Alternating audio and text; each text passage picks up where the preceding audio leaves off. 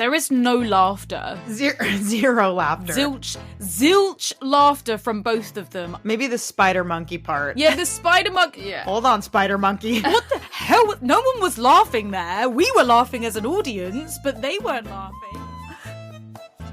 Hey everybody, welcome to Rom-Com Bomb, a Sex Ed with DB podcast miniseries exploring popular rom-coms from the 90s and early aughts that gave us toxic messages about love and sex. Welcome back, Sex Ed with DB listeners. I am so thrilled that you're here. This week we are joined by Reed and Florence, the multi-award-winning, gorgeous, and talented hosts of the Come Curious podcast, who know a thing or two about relationships and fantasy based on today's episode. And last week's teaser was this. This film stars a high school student who is always a bit of a misfit, who doesn't expect life to change much when she moves from sunny Arizona to gloomy Washington State. Then she meets a handsome but mysterious and impossibly fast and strong teen. She enters into a dangerous romance with him as her immortal soulmate. And of course, we're talking about Twilight today, okay? And before I even get into this with you guys, there is some internet discourse over whether or not Twilight is a rom-com or actually a rom fantasy dram. But let me tell you, after the rewatch I did for this episode, I laughed out loud more than any other rom-com that I have rewatched for this miniseries. So in my mind, it's a rom-com. We're going to dive right in with our first segment, which is as a teen. Usually the segment is as a kid, but I think all of us maybe were teens when we saw Twilight for the first time. And so I want to know from both of you, like, when did you first watch it? Team Edward, Team Jacob, or a secret third option? And how did it shape your ideas of relationships as teens? Like, let's get into it. Wow, it's probably why I'm so fucked up today, honestly. I was like, Wow. I was diehard, so I read all of the books and religiously went to the cinema to see all of the films as well. And obviously I'm Team Edward, toxic as hell, unavailable, classic, immortal, shiny, fast, hot. God. Robert Pattinson, oh my God. I mean, it is Robert Pattinson, you can't deny. I am the other side of Twilight. So Twilight is not my type of book or film, but there's a lot of the good counterbalance. Yeah, it's like both Florence and I, two polar opposites. I didn't watch Twilight until I was maybe 26, 27. I was a lot older, and my boyfriend at the time was like, you haven't watched Twilight, you need to watch it. My boyfriend was like, you need to watch it. How did you avoid it? How the fuck did you avoid it? That's what I don't understand. Because I was a miserable, gothy fucking teenager that hated romance, and I only wanted to watch gay boys. Ooh. That is it. So it really didn't pander to what I wanted, I know that Twilight is toxic as hell. I did not know this when I first watched it, though, and we were talking about watching it for the first time. I honestly was like, wow, I just remember thinking, wow, Edward is the perfect man. I want a relationship exactly like this one. I want to be a vampire, and I want him to be a vampire. Yeah, because I loved living in fantasy world, and vampires turned me on. I don't know what it was about vampires in particular. I think it's because they're fucking scary, and you're just so vulnerable, and they're, there's a lot of there's a big power play dynamic. Yes. And obviously back then I didn't know that I was into BDSM or any of that kind of stuff. So maybe that was the intro into, honestly, yes, being super submissive, because Bella is she's I'm sorry. Oh, the meekness she gives off, and just she's just fuffing all over the screen. Yeah. It's so interesting just to think. A lot of it. She's very out of breath all the time. It's just kind of it's just kind of funny to think about the fact that when we know for sure as sexual health educators that like these messages and the media that we consume as young people really do inform the way that we see our relationships and the desires we have. And you're talking about BDSM, we're talking about, you know, unhealthy boundaries. Like we're going to get into this, but I think like this movie is just such a perfect example of it was seen by millions and millions, hundreds of millions of people, I assume. And so like a lot of people have similar kinds of ideas here around this. Like everything has been done before, right? Like we're not very original. Like a lot of people are thinking the same things because we're all consuming the same shit. And so it's just this really interesting thing. And if you guys who are listening haven't seen it with fresh eyes, let me give you a little recap. So Twilight follows Bella Swan, a high school girl who falls for Edward Cohen, a literal 100-year-old, 17-year-old vampire. Their love story unfolds amidst a rivalry with Jacob, a werewolf, setting up the famous vampire versus werewolf love triangle. As much as Twilight defined a generation for millennials, right? Like, and for all the swooning that it still gets from Gen Z and all the memification of the whole thing, its portrayal of love is, let's just say, like questionable, right? Like between like the possessiveness, the stalking, Edward's casual, like, I could kill you, but I won't. Like energy. Like it's just absolutely treacherous. So he watches her while she sleeps. And she's he like breaks into her house and watches in her window. Oh my God. He's like, for the past couple months. Sir, and then please. the gaslighting that ensues, you know, like the constant gaslighting most of the film. No wonder we're accepting of it when it happens to us because we're like, oh yeah, I must be crazy. I've heard this narrative before. The obsession here. I mean, my producer wrote a very funny line, so I have to read it. Let's sink our teeth in, pun intended, to this blood-sucking romance and figure out, you know, if Twilight really teaches us about love, obsession, and the difference between the two, or if it really melds. And so now we're getting into the intensity of this episode with a segment called That's Problematic. So we're breaking down the film's most problematic elements. We have like 3 kind of buckets that we're going to be talking through. The first one is possessiveness as romantic, like Edward's controlling behavior. Like Florence, Reed, like talk us through this. Like Florence, you love this movie. Tell us what you saw as a teen. Tell us what you saw as the rewatch. You said you might even rewatch it later today. You love this movie. So what's going on here? What's happening? The thing is, it's so hard because I know how fucking toxic it is, and I like see now how fucked up it is. Especially, I don't know whether this is obviously a different thing, but I reread the book as an audiobook with my dad on the way up to Forks, Washington earlier this year, and she's a diehard fan. Is even worse. Like I was in an abusive relationship at the end of last year. Re-listening to the book, I was like, what? Like, he's doing exactly all of the things that my abusive ex did. Ugh, like the mirroring. The gaslighting, the control, like all the little like. I'm like, it's seriously fucked up. Like his character is seriously fucked up. It's way more fucked up in the book. It's not as fucked up in the film. He's still fucked up in the film because it is quite bad in this film. Yeah, it is.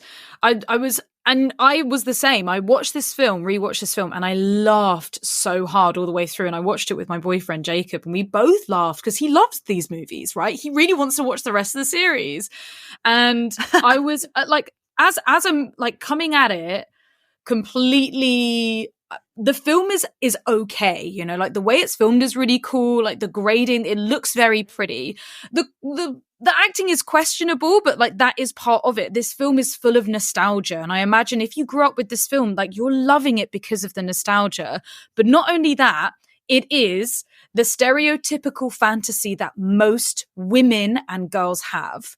Like this idea of a very strong, possessive, beautiful man that all they want to do is pay attention to you because you are special. It's a pick-me movie. You're watching chosen. it because exactly. You're chosen, and you're not just chosen by anyone. You're chosen by the secret, the special, the one that nobody ever goes near, and now you're involved in this whole the hottest guy in school. Yeah, the hottest guy. Well, I mean, it's like hottest two guys, right? It's like setting up for more. It is wow.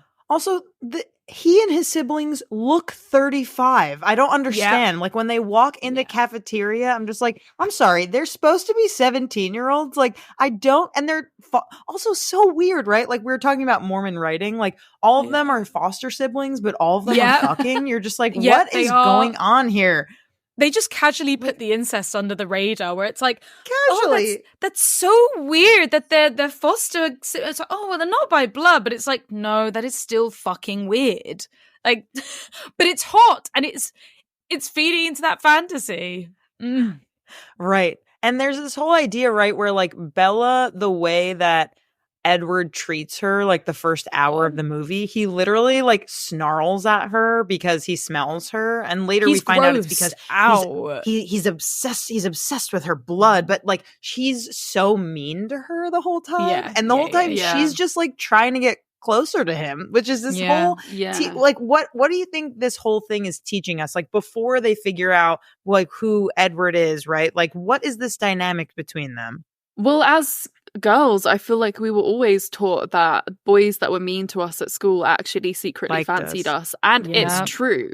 Like, I was bullied mainly by boys in my school. And then, like, years later down the line, have found out, like, I slept with one of them, like, a few years after, because he was like, wow, I used to really fancy you at school. I left him in the middle of the night, which was quite a power move on my part. But, excellent. But, like, it's a thing. It's a thing. Like, the guys treat you mean when they like you, and for some reason that's accepted, and it was very accepted in this film. And I think maybe because Bella is such a ordinary girl, and I think that's why she appeals, and this story has appealed to everyone, because every girl thinks that she is an ordinary girl. No girl out there is like, I'm the prettiest girl at school. Everyone loves me. I'm the most attractive. Bella really identifies with all women and our insecurities, and the fact that if the hottest guy at school started paying you attention, it would mean so much more to you than anything else, really. Yeah, because you really would be special. You would be chosen for once, you know? I feel like the narrative is teaching us girls that you put up with shit that guys give you and it will pay off in the end. It is like if you keep getting those warning flags and you keep going, something isn't right. I feel like I'm not being treated right here. But don't worry, because the love will come later and you'll have this amazing relationship, except it still isn't. You know, it glorifies this idea of love, even though she is constantly surrounded by danger, like life-threatening danger. This is a fantasy that plays into what we want as submissive, pick-me women that go for the big, strong man that can protect us and look after us. That's not the narrative we want to be taught anymore. We want to be taught to be able to stand up for ourselves and put down our boundaries and have them respected, and to be strong, independent women that don't necessarily need a guy. But this film teaches you that you don't want to actually be strong and walk away from a bad situation. If you just stick with it through all of the gaslighting and all of the possessiveness and the weird fucking confusing behavior that Edward Cullen shows her, that yes, you'll fall in love in the end and it'll be great. And it's just so fucked. She's in love with him because of the hot and cold nature of it, though. Yes, exactly. That's the drug. That is what draws the fuckboy energy. This is the ultimate fuckboy. Yeah, he is literally just the original, maybe. Honestly, original fuck. Like for our generation, I kind of feel like that because he's such a dick to her throughout the entire first half of the movie, and then the second half, he's obsessed with her. He's following around, He, breaks into her house. He watches her sleep. He says, this is the second bucket now we have here. This whole "I can't live without you" dynamic, right? This is codependence kind of masquerading as true love. And, I think it's just this really bizarre, funny thing. The thing that I'm realizing through all these movies as I'm doing this rom-com vom rewatch for all of these films is that nobody knows anything about anyone. It's just immediately it's about your looks, your attraction, and then you all of a sudden can't live without them. And I think you're obsessed with them. And it's just this problem where we as young women in particular assume that true love came just by at first sight. That was kind of the expectation. Magic, right? You're meant to be, whereas, every real relationship requires work, and it's beautiful, and there's laughter, and there's people die. There are all of these things that happen in people's lives that they have to be there for each other to support. And of course, none of that is at all even covered in the slightest in any of these rom-coms. There is no laughter. Zero laughter. Zilch laughter from both of them. Maybe the spider monkey part. Yeah, the spider monkey. Hold on, spider monkey. What the hell? No one was laughing there. We were laughing as an audience, but they weren't laughing. Yeah, it was just a bit of a weird additive.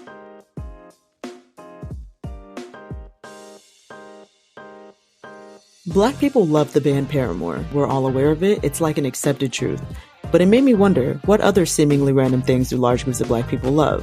So in an effort to help Black people feel more seen through community, I compiled a list of other things groups of Black people overwhelmingly like and started my podcast called Black People Love Paramore. Every episode, I talk about one thing that groups of Black people like that mainstream media doesn't necessarily associate with Black people, but we know we like. Episode topics so far include anime, astrology, Tony Hawk, Ariana Grande, Twitter, ginger ale, Cash App, and a whole lot more. If that sounds like you, check it out. It's called Black People Love Paramore, and you can find it anywhere you listen to podcasts.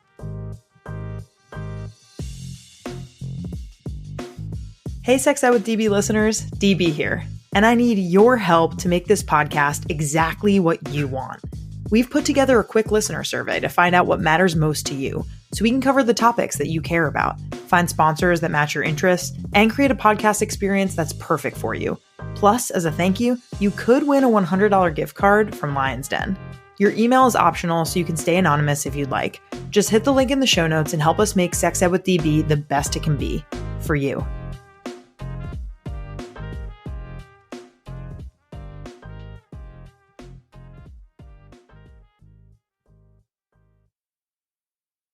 Okay, this is what's interesting is after that scene, first of all, at some point after this, we must talk about the eroticism of the baseball scene, because that's got to be, a lot of people have watched that for porn for sure. Just exactly how it is, because it's so sexy and it's the family. I don't know. It's the whole thing going on. But when she's in the hospital bed and he's there, right? And he's the one that took her to the baseball game. He's the one that got her into trouble. He's the reason why she's in there. And she's like, "You saved my life. I can't live without you." And you're like, "No, ma'am. He put you into this mess. I don't understand." The thing is, and he knows it, and he tries to break it off, and she's like, No.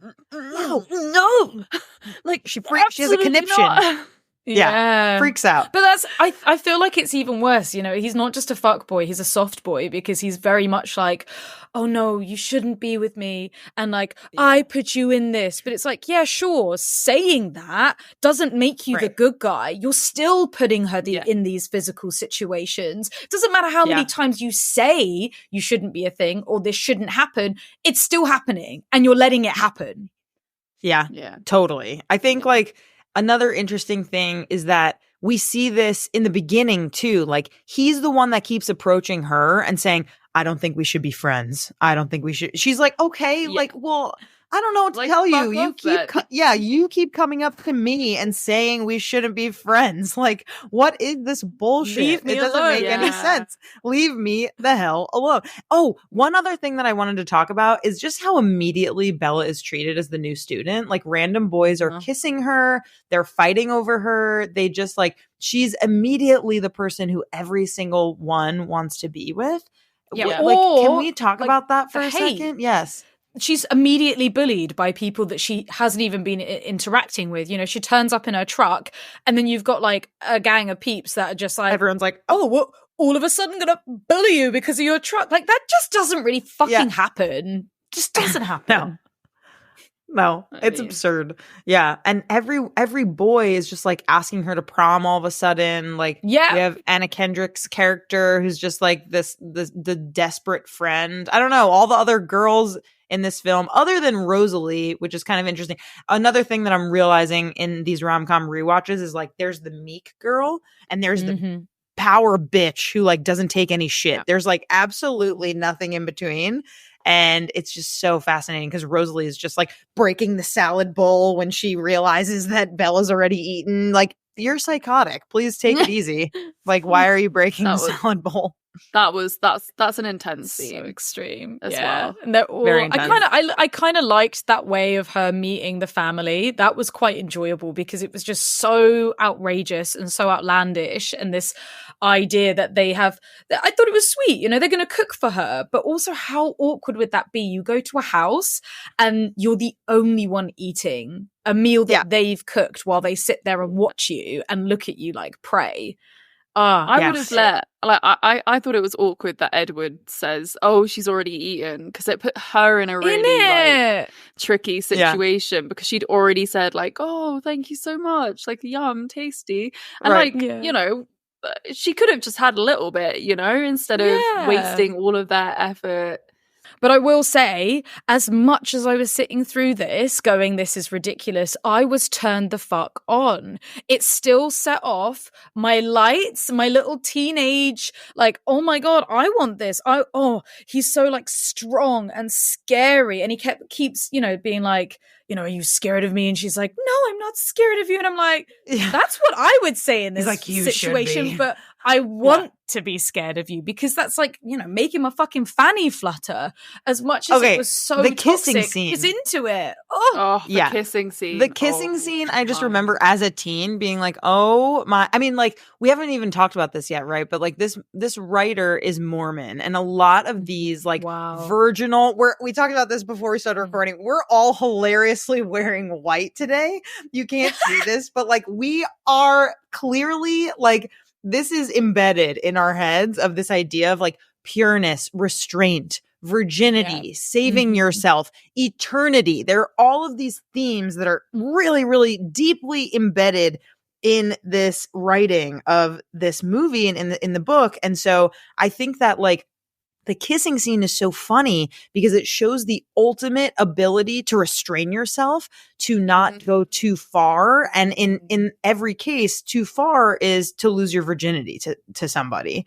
And so I think the fact that they're 17-year-olds and it's this, which is so gross because he's 100 for, once again, like there's this huge power dynamic. He's been 17 for 100 years. Why is he obsessed with this 17? Like, it's weird. It's so like an weird. Actual and 17-year-old. It makes no sense. He loves that, like, what's the phrase where a character is completely innocent? It's almost like reborn, rebirth. I'm so innocent and dumb and I don't know anything. And this gets shown throughout so many movies. You know, we've got like Lilu in Fifth Element. She's reborn and she's like, oh, I don't know anything.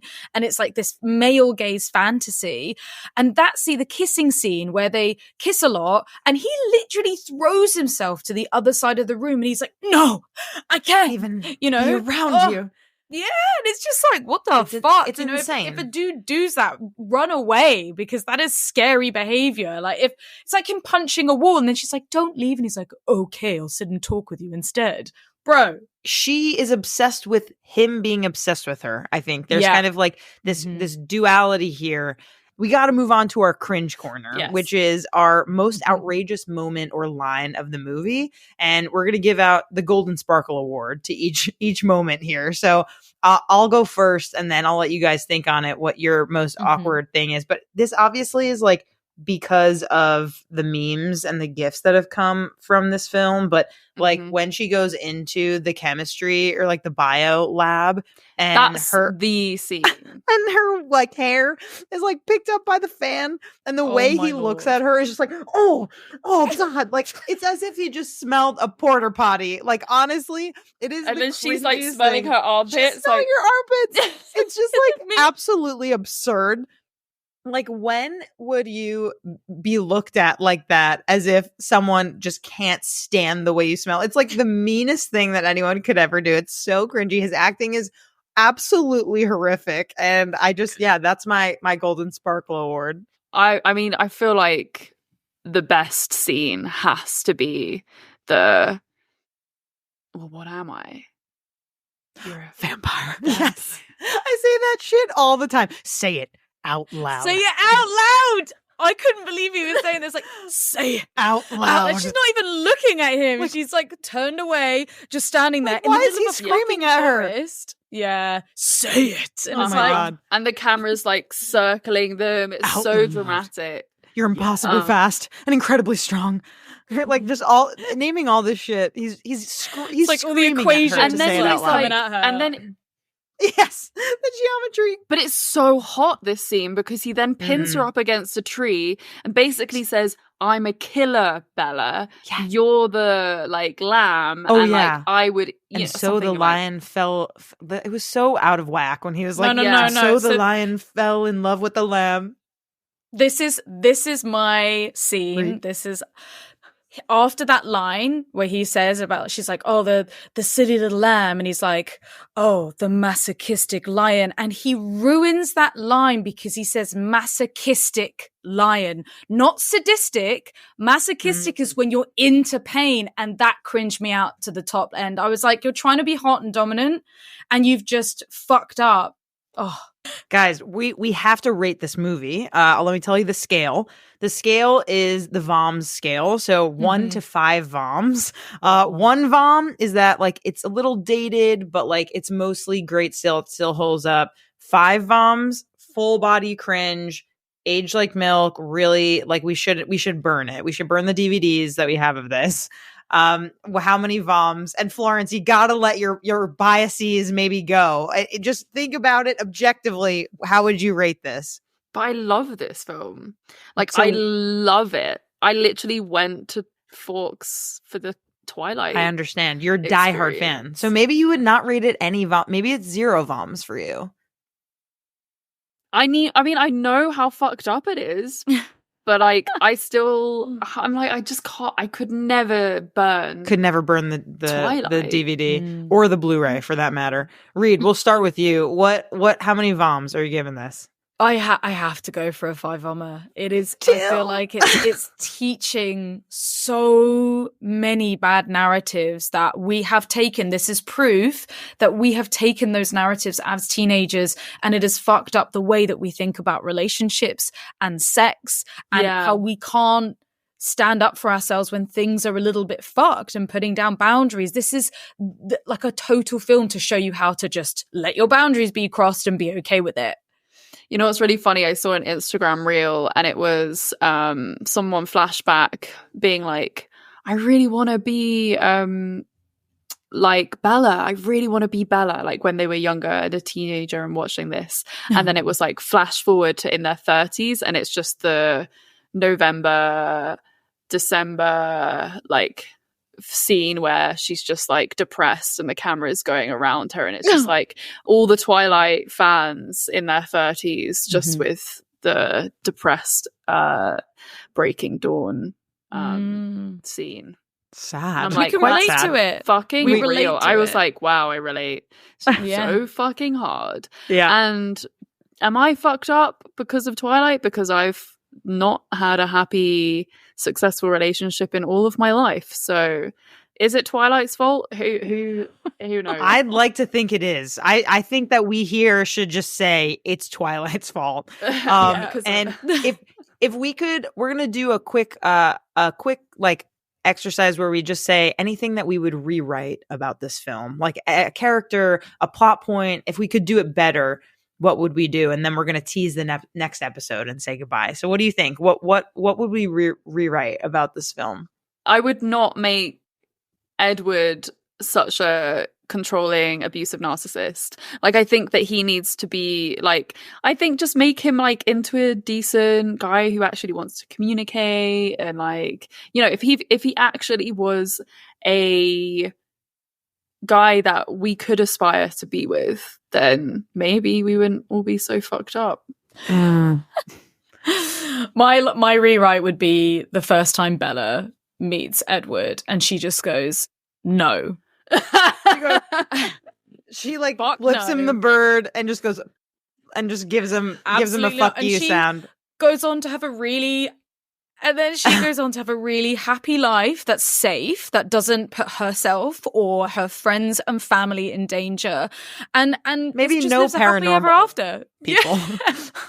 Yeah, We love paranormal people. We love paranormal people. I think that I would rewrite the ending where she kind of has already decided at the end of the first book that she wants to be a vampire. I think like it would be really great if we had one scene of her just kind of thinking about it rather than just really thinking about it. Yeah. Just put your noggin to the test for one moment, Bella, and see if that's really the right decision for Pros you. and cons list, please. Just something. I beg of you, get a whiteboard, get some friends, and just write it down. Okay, guys, we're going to tease the next episode before we say goodbye. This was so much fun. Set on Oahu in Hawaii, Playboy veterinarian sets his heart on romancing an art teacher, but she has short-term memory loss. She can't remember anything that happened the day before. So every morning he has to woo her again and again. Her friends and family are very protective, and he must convince them that he's in it for the love. If you guys know it, don't say it. Just think it, because I want people to guess it. DM us, Sex Ed with DB podcast. Tell us what you think it is. Yeah, and guys, Twilight, that's a wrap. Thank you guys so much for being here. This was very educational and fun.